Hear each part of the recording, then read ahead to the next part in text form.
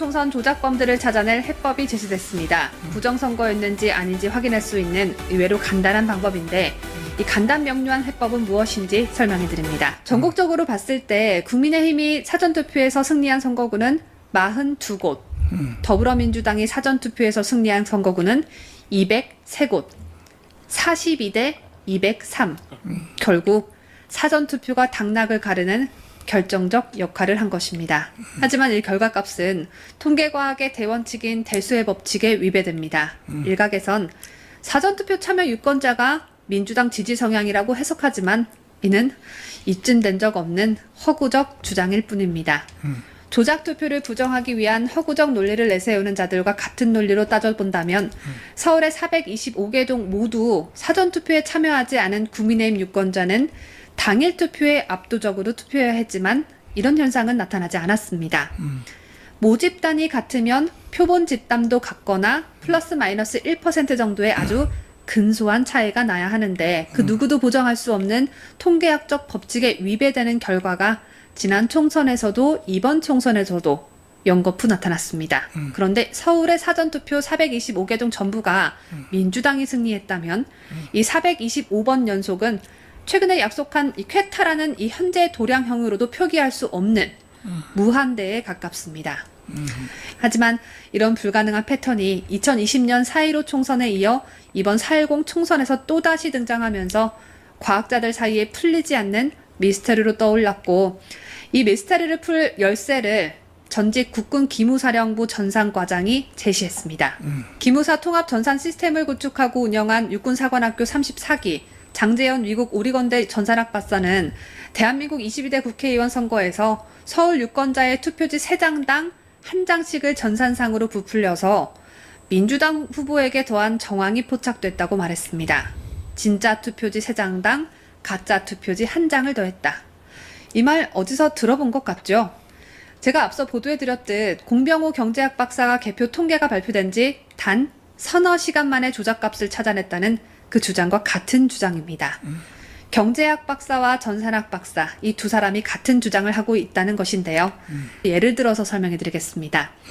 이찬수 축구선수가 원희룡 후보의 후원회장을 맡아 하루도 빠짐없이 매일 함께 선거운동을 해 주목을 가장 많이 받았던 인천 계양을의 경우 본투표에서 원희룡 후보가 이겼는데 사전투표에서 이재명 후보에게 졌습니다. 결국 최종 결과는 이재명 승리로 끝났죠.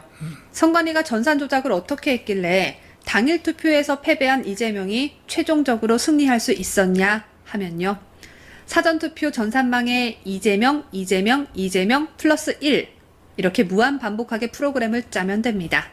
수를 세다라는 뜻의 카운트에 1과 2는 통과하고 3이면 3을 통과시킨 후에 더하기 1을 해서 4가 되게끔 프로그램을 만들어버린 것. 즉 공짜표 1개가 추가되는 식으로 선거 조작이 이뤄진 것이라고 정 박사는 분석했습니다. 뻥튀기 된 전산 가정값은 실물 투표지와 당연히 차이가 날 수밖에 없죠.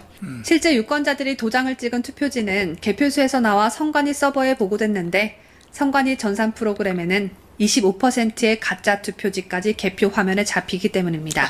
따라서 감리를 하면 실무 투표지를 위조로 넣었는지 확인이 가능하다고 장 박사는 확언했습니다. 사전선거를 프로그래밍한 선관위 전산 운영 시스템을 감리해야 한다고 말한 장재현 박사는 감리에 필요한 시간은 단 일주일이면 충분하다고 말합니다.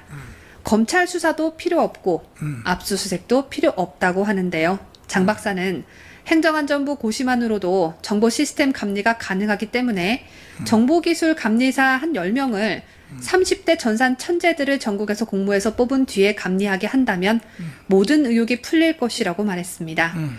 IT 천재들을 모아서 선관위 전산망 일주일만 감리하면 모든 게 다 끝난다. 실행이 된다면 생각만 해도 가슴이 벅차오를 정도로 기쁜 일이지만 문제는 윤석열 정부의 행정안전부가 움직여줘야겠죠. 장 박사는 중앙선거관리위원회에서 사전선거 프로그램을 관리하는 개발팀을 가진 정보관리국 중 정보운영과에서 총선, 대선을 관리하는 선거정보 1개 과장을 포함한 담당자 6명의 프로그램을 들여다보면 모든 의혹을 간단하게 풀 수 있다고 했습니다. 이렇게 했는데도 조작이 드러나지 않는다면 되려 선관위가 떳떳해지는 일이 될 테니까 선관위도 적극 협조하라고 요구할 명분이 있겠죠. 여기서 의문점이 하나 생기죠. 지난 4.15 총선에선 4년이란 시간 동안 무수히 많은 증거가 쏟아져 나왔는데 조작을 왜 아직도 밝혀내지 못했던 것일까요? 장 박사는 소프트웨어가 아니라 다들 하드웨어만 봤기 때문이라고 말합니다. CCTV에 투표함이 가려진 모습이나 투표지 인쇄 불량 등은 모두 하드웨어입니다. 선관위 직원들이 투표함을 가리고 무슨 짓을 했는지 투표지가 배춧잎처럼 시퍼렇게 나오고 지금 막 인쇄한 것처럼 빳빳하고 이런 것에만 집중했는데 이런 증거들은 선관위와 한통 속인 대법관들이 다 기각했기 때문에 조작 선거를 해결해내지 못했다는 것입니다. 반면 소프트웨어인 국가기관 전산 프로그램은 대한민국 법률상 감리를 받게 돼 있습니다. 장 박사는 직접 증권 예탁원 등을 감리해서 문제점을 찾아낸 전문가입니다.